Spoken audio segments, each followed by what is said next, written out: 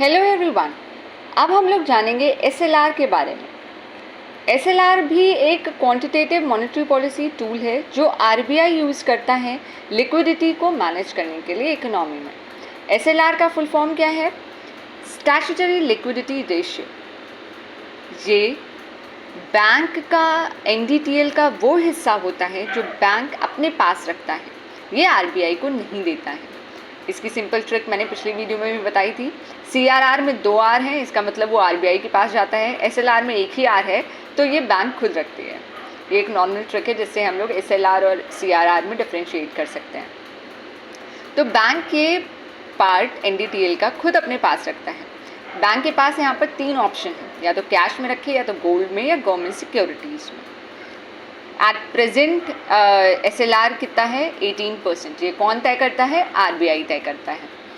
और जो आप देखते हैं कि बैंक के पास 3 ऑप्शन है, तो बैंक कैसे रख सकता है कैश, कैसे रख सकता है वो पार्ट एनडीटीएल का एसएलआर के फॉर्म में, या तो कैश रखे, या तो गोल्ड, या तो गवर्नमेंट सिक्योरिटीज़।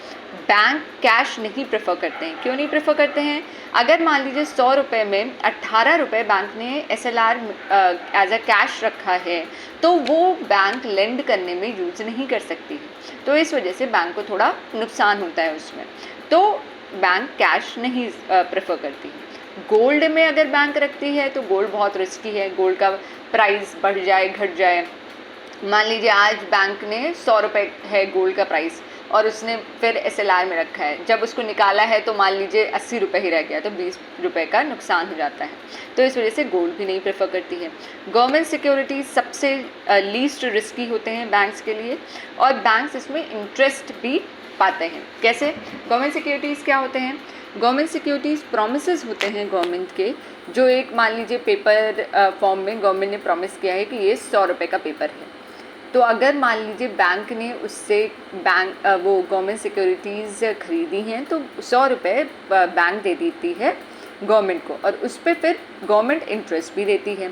तो ये लीस्ट रिस्की होता है और गवर्नमेंट रिलायबल है, तो इस वजह से अधिकतर जो एसएलआर का पोर्शन है वो गवर्नमेंट सिक्योरिटीज़ में बैंक प्रेफर करते हैं। पहले इस पर लिमिट थी, आरबीआई 25% से कम नहीं कर सकता था एसएलआर, और 40% से बढ़ा नहीं सकता था। पर आरबीआई अमेंडमेंट एक्ट 2006, जिसके बारे में हमने सीआरआर के भी वीडियो में देखा है, उससे ये लोअर लिमिट हटा दी गई है और अपर लिमिट अभी भी 40% है।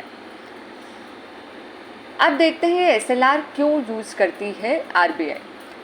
मॉनेटरी पॉलिसी का टूल है तो लिक्विडिटी को मैनेज करने के लिए, लेकिन ये वेरी इफेक्टिव टूल नहीं है। क्यों नहीं है?